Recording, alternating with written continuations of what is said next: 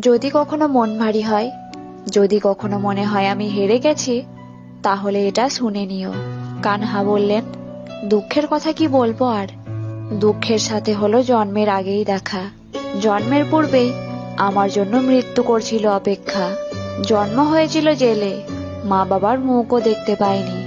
কেঁদেছিল মা দেবকী, বিচ্ছেদ ছিল আমার কপালে।